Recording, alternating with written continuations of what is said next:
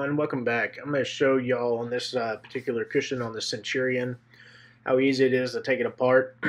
This is going to be standard procedure for pretty much any cushion. You just need some basic tools. I got some small mini side snips, a staple puller, and then I'm using my cordless drill here. So first of all, we got this backing material here, and I'm going to remove all the hardware off the back. Want to take note of the orientation of the hardware. Sometimes the screws can be confusing. This one here actually has 3 screws on it, so it ought to be pretty easy to figure out how it goes back. A lot of your cushions will have piano hinges. This was on the engine hatch, so this will have a piano hinge. We're going to take those screws out as well. There was only one screw that was holding that piano hinge in, and it appears to be rusted. And you will find that will happen a lot on these cushions. So we're actually going to do a repair video on this as well and show you how to repair that. So we're going to take this hardware apart. We're going to take this hinge off, and then we'll continue.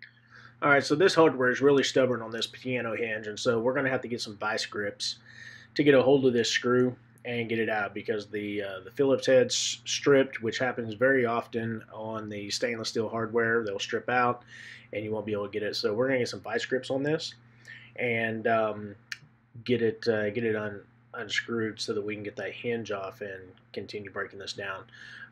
Vice grips will be your friend a lot when you have a stubborn screw like this. So we're going to take this off, and once we get that off, we'll continue the instructions on the rest of the cushion. Alright, so I'm going to continue getting this hinge off. I think I just about got it. We're going to remove this piano hinge. This piano hinge has some vinyl there that covers the hinge to protect it from the fiberglass when it's mounted on the boat. So we got all the hardware off. I'm going to show you what the other side of this cushion looks like real quick. This is the skin we're going to be taking off, which would be the skin that you're going to be that you would send in to us. This skin has a lot of cracking on the edges down by the piping. And so now we're ready to continue taking this apart. First thing we're going to do is we're going to start at a open edge of the Hitem. The Hitem is what actually cleans your edges up. And once you get it started, just pull on it. Be very careful of the staples; they will still be intact. And just be careful with the staples when you're pulling that, that you don't puncture yourself. So. Just go ahead and get the Hitem ripped off. I'm just trying to helping it a little bit here, go around the edges, and we'll get it ripped all the way around the edge. Once you get that off, set that to the side. You're going to need some Hitem to go back. You will not reuse that Hitem, but you do need to send it in so we know exactly how much Hitem to send you back. So please do not throw that away. Send that in, and we'll dispose of it after we determine how much you need. So we're going to take this backing off. This is not a typical marine backing. This is like a speaker box material they used. And so we need to take all the staples out around the edges and take this backing off. A lot of times they'll use a marine knitted backing as what you normally find, but this one has a speaker box material on the back side, and we will go back with that material when we go and put this thing back together. So I'm going to go around all the edges. You want to be very careful. Remove all the staples. Get all the staples out, and then take that material off. So I'm going to fast forward this a little bit through this process, and I'll be back.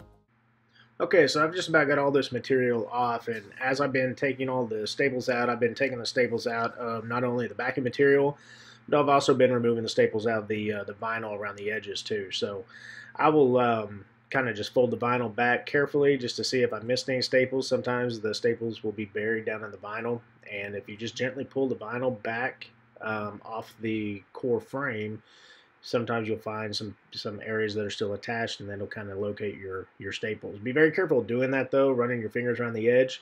You may see a stranded staple in the edge, and it will get your fingers. So just be very light fingered when going around the edges like that. I'm basically got all the staples out. I'm taking the vinyl back down around the corners. We're going to get rid of that black backing. We're going to have new backing to go back. I'm going to flip this over now and show you what's still attached. So around that piping area, you're going to have what they call a pull down flap. And what it does is it pulls the vinyl down to the base core board. Now I'm putting my finger down in there, and what that does is that keeps the vinyl in position for when there's movement. So I'm going to break this foam back a little bit. This foam is normally glued to the boards. I'm going to get my finger underneath it, and I'm just going to gently pull it back. You don't want to rip it off. You just want to gently pull it back and try to get that foam unattached from the board so that we can get this foam out of the way, and it will expose that other flap that's holding this piece of vinyl down to the base. So I'm going to flip this around, kind of work my fingers down around the edges, kind of pull that foam back a little bit, and once I get it free, that whole piece of foam will actually come off, and I can show you what we got to do from here. So I'm going to work on this, getting this foam pulled back. Okay, so I just about got this foam loose around the edge here, this tack down. What I'm going to do is I'm going to gently pull on this this tack down, this pull down flap that you'll see. And I'm going to gently pull it, and I'm basically just going to rip it off the board. We don't need to save it. You do want to be careful not to rip the main vinyl, but I'm just going to basically just get a hold of it here and just pull up, and those staples will start coming out from that flap. You may break a couple of the little ears off, but that's no big deal. We're going to put a new tack down anyways. So there you go. That's the skin. That's the little flaps that were stapled down. You need to take note of that when you're going to put it back in.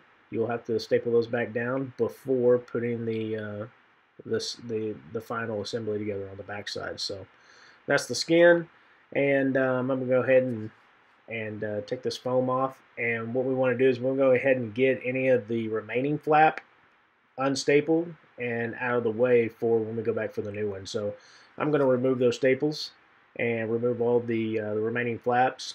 It's not necessary that you remove all the staples in the board. We normally do.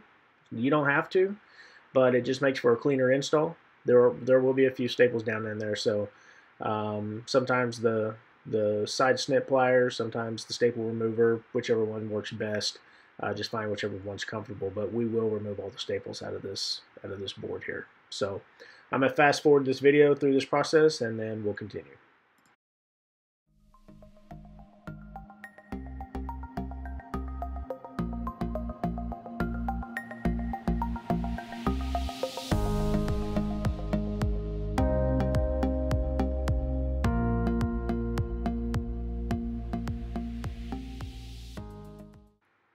Okay, so I just finished taking all the staples out. I'm just going to double check, flip this over. I'm going to double check and make sure I got all the staples off the back edge.